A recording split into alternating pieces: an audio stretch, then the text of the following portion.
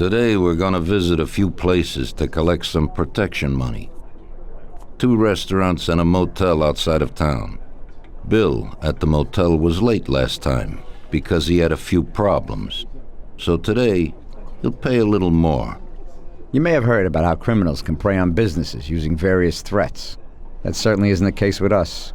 People who pay us receive services, which the police certainly can't provide them with. Last month, for example, Sam and Paulie here solved a serious problem with violence in a delightful restaurant. The owner is now satisfied that nothing of that sort will happen there again. You'll do the driving. Paulie and Sam will do the collecting. It'll be routine. Tell Ralph to give you a car, and you can go. Okay, boss. Well, you and I'll have a drink. What do you say, Frank?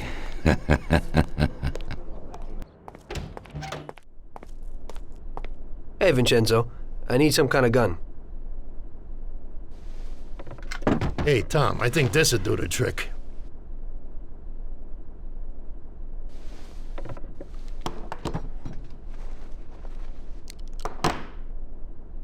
It should work. I wasn't planning on using it anyway. Thanks. Hey, Ralphie. Me and the boys have got a job to do and I need some wheels. And, hey, Tommy, I got this here, baby. It has about 40 horsepower and goes almost 60 miles an hour.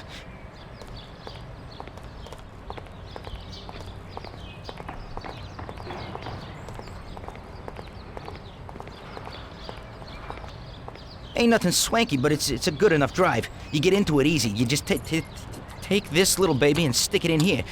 Pry it a little, and when it clicks, you got it. It's a piece of cake. Thanks, Ralphie.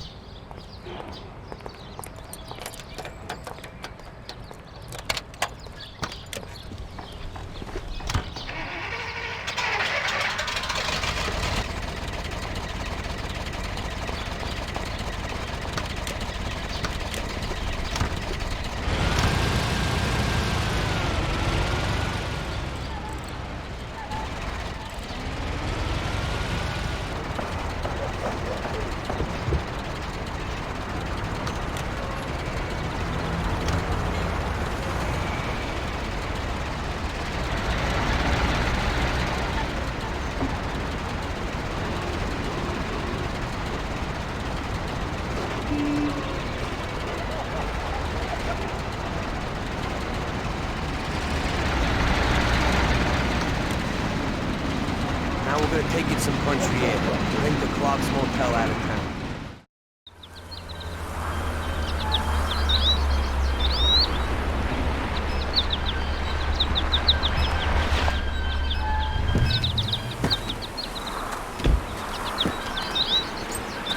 Wait for us here, Tom. We'll be back in a bit. Okay. Let's go.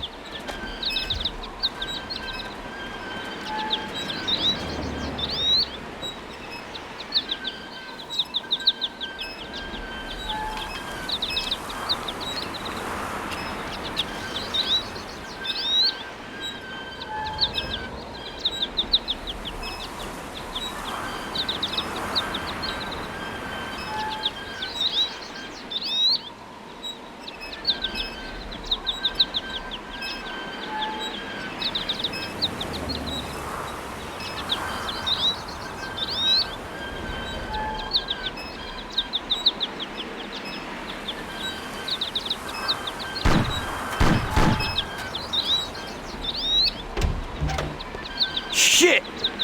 Bastards! Tom, I took one! It hurts! Jesus Christ, Paulie! Tell Salieri from here on out this place is ours. Capiche? Don't come back here, you'll end up in worse shape than your friends. Get Sam!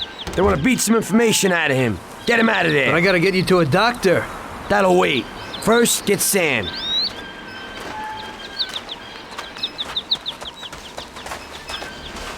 Screw regular routine.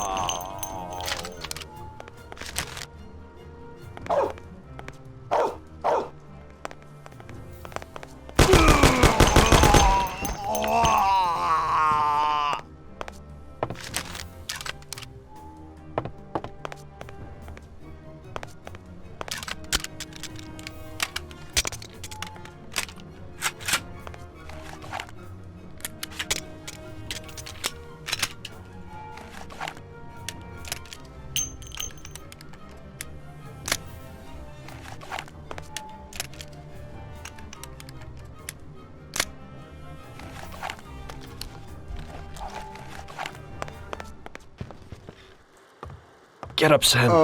It's over. He really went to work on you, buddy. Let's go. Christ. It's nothing. You'll be all right. Doctor will put you back together again. You're tough as nails.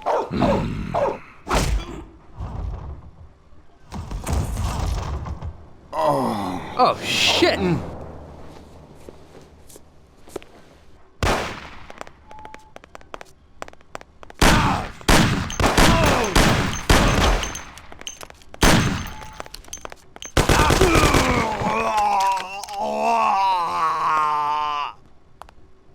That's it. I'll get you back in the car.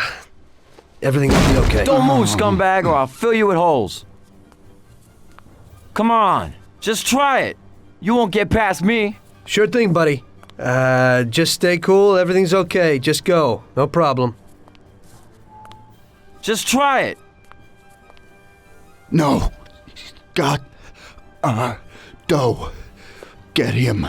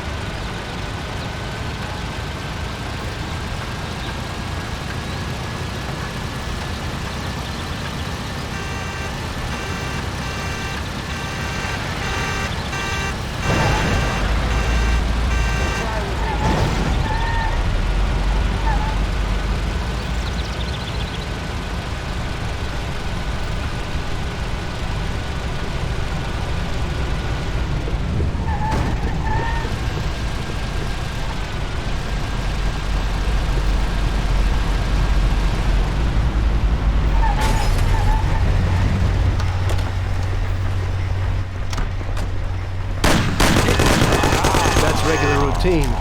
Wonder what the next job will be like.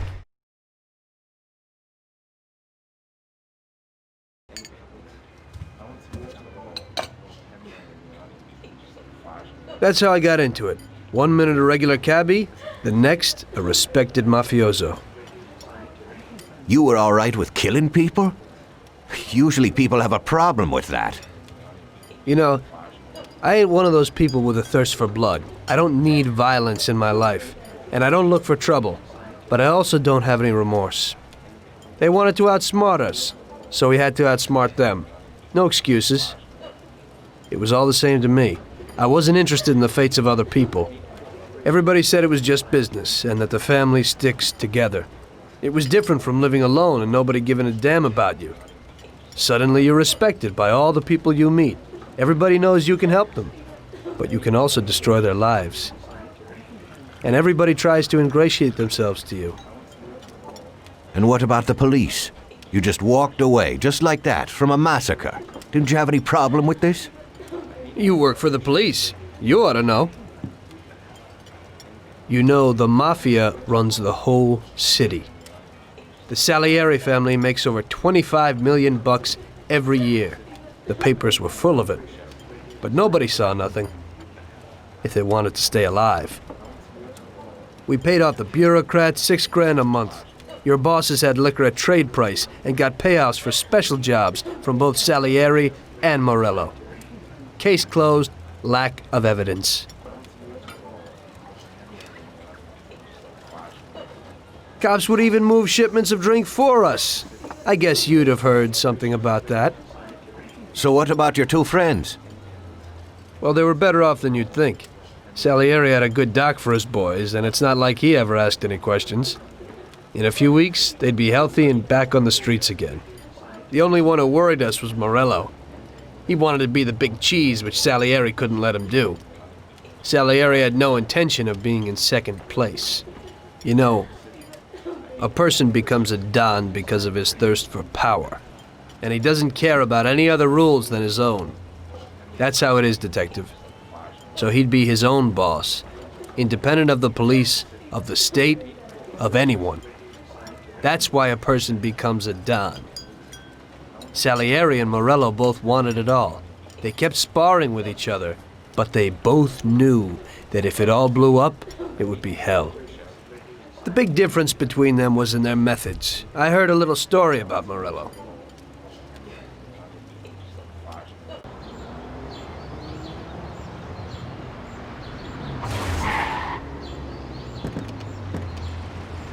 I'm sorry, sir. You I idiot! mean it. Do you know what you've done? Do you know how much that car cost? I was driving slowly, Mr. Morello. I don't know how, Do you mean to say that I crashed into your car? no. Sir, I wanted, no, sir, No! Bastard gets in my way!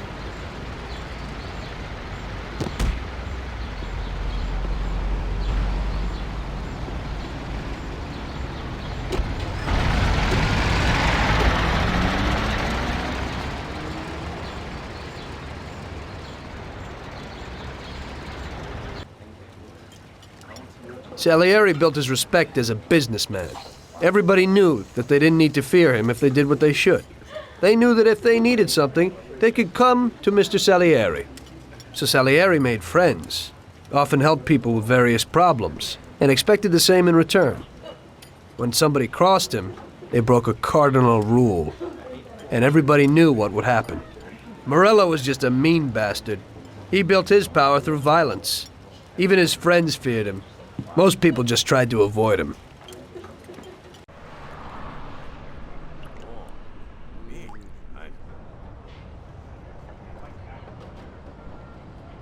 Listen, Tommy, I have a delicate job for you. I don't know anyone else who could do it better than you. You're a good driver, and you have experience. Well, to make it simple, tomorrow all the best motors are going to race at the city track. And I bet on one kid who's been a favorite up until now. I helped him along in his career a little.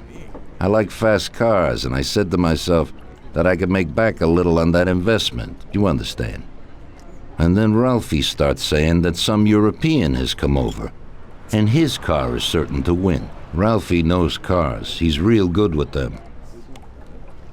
But otherwise, he's a complete moron. What, he couldn't have told me before I bet on the kid? But still, what the hell is a guy, God knows from where, doing here? These are American races.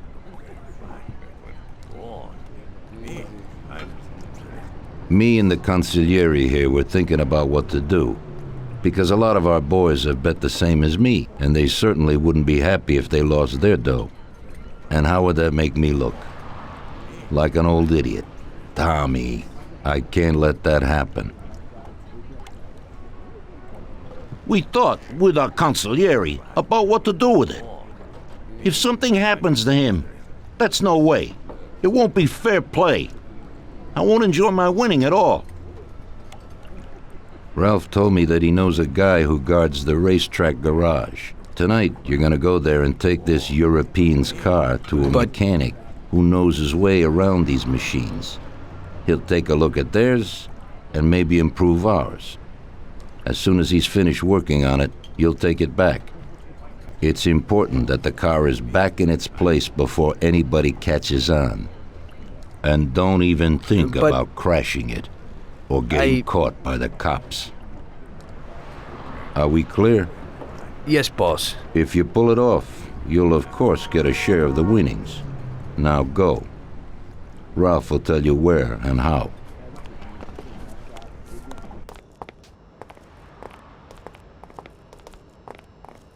Hey, Ralphie, you got some news about this job? Sure, Tommy. You need to go to the city racetrack and borrow that motor there. My friend Bobby works there. Go round back there, and along the way is the gatehouse. Tell Bobby that Ralph sent you, and Bobby will take you to the car. It's already been agreed with him. And then? You just have to take it to the auto service of my friend Luca Bertoni. It's in Newark under the Giuliani Bridge. He'll take a look at it and tune it a little. And then you just take it back. This should be easy enough.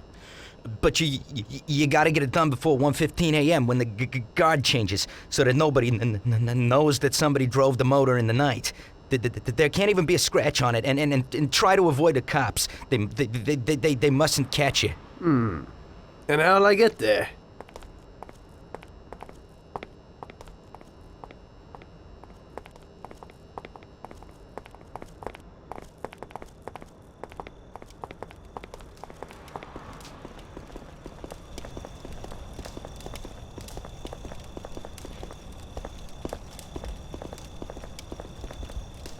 Well, I got something new in.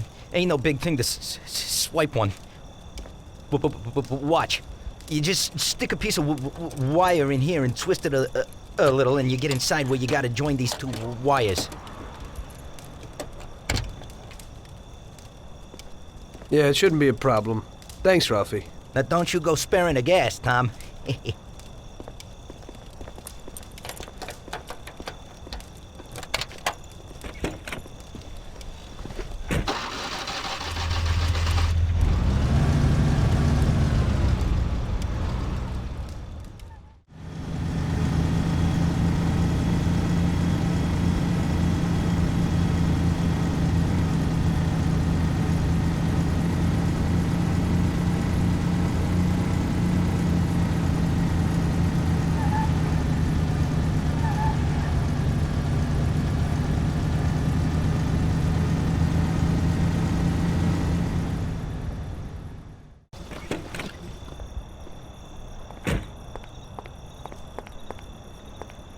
Evening.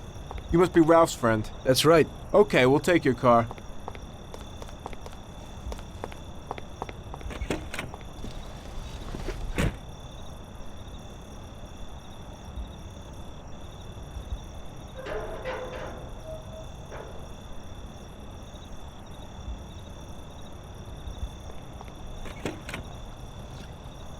Go in and over to the garage.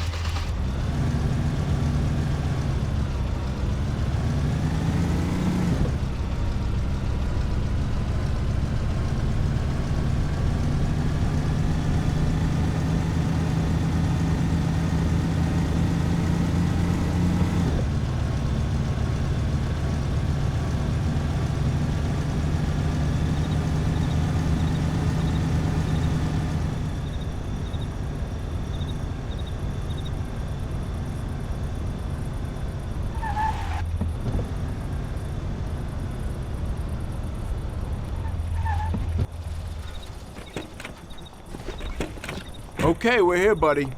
Come on, we haven't got a lot of time.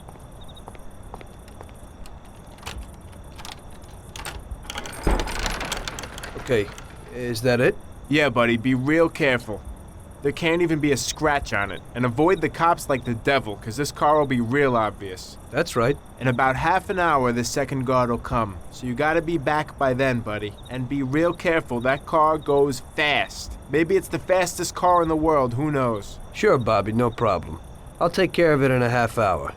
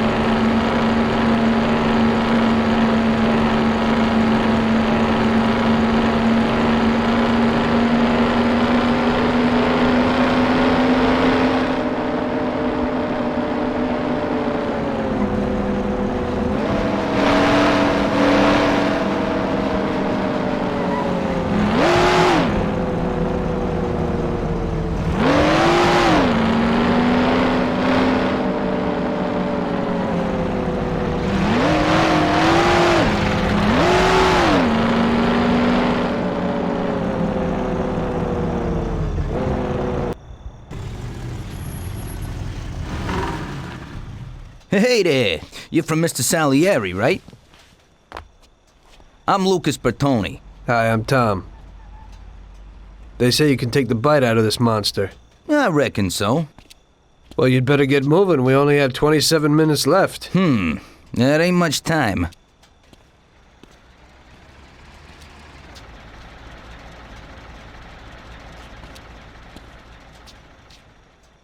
We'll see what could be done. You can hang out a while.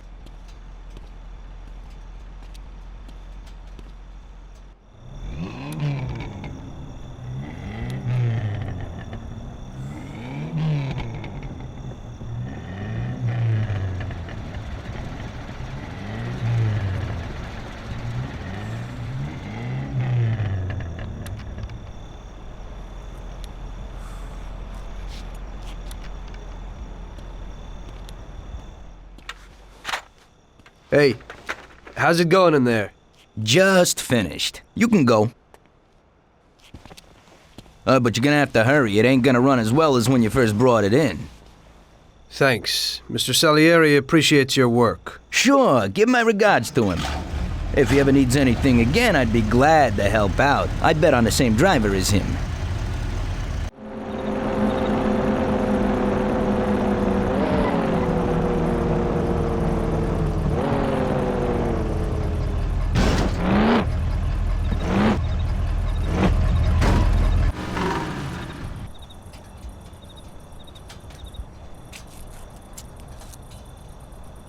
So you pulled it off, buddy. And the car isn't even scratched. Thanks, Bobby. It really was the fastest car in the world. Sure is. We're lucky you managed it. I bet on the Don's car, too. It seems everybody did. I bet on it. So did almost everybody in my neighborhood. I figure the driver's pretty important, too. Sure. Well, I won't keep you. Good night. Take care, Bobby. Thanks for the help. Hey, Luigi. Hey, Tommy. Where is everybody? They're all at the track. You're late. I needed to get a little sleep after last night's job. Sure. Hello? Yes? Sorry, just got in. Sure. That's for you, Tom. Hello? Frank here. Tom? You did well yesterday, but now we need your help again. Come over to the racing track right away. That guy who was supposed to win the race got his arm broken by some thug. Probably no coincidence. Anyway, you're gonna have to race. But, Frank, Tom, it's a half an hour before the race. So I don't have time to teach someone else how to drive. Christ, Tom, this concerns a big bag of money. I hope you understand that. Yeah, okay. Frank... So I expect to see you here at the track in a few minutes.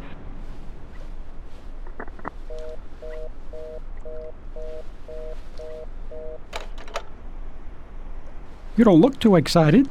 That's because I ain't.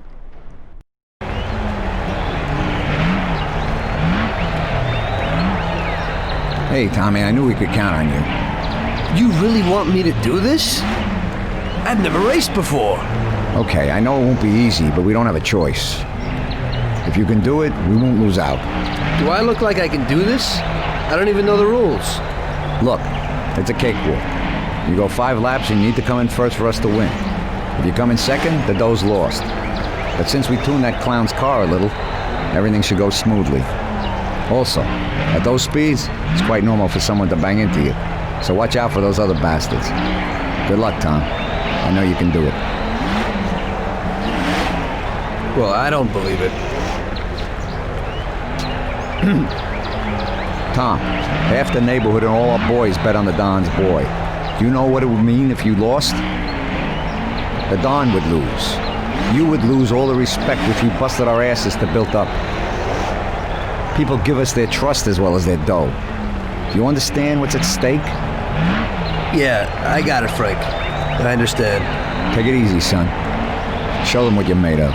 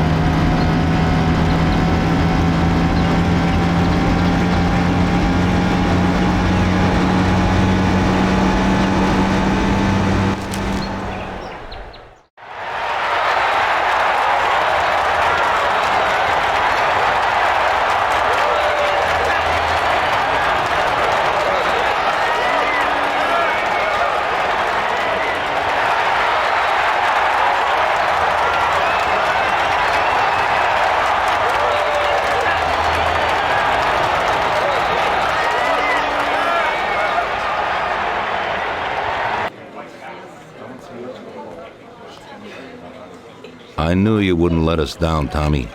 You're really one of us now. A lot of people made a lot of money on that race, Tommy. And you get all the credit. So you won't come out short.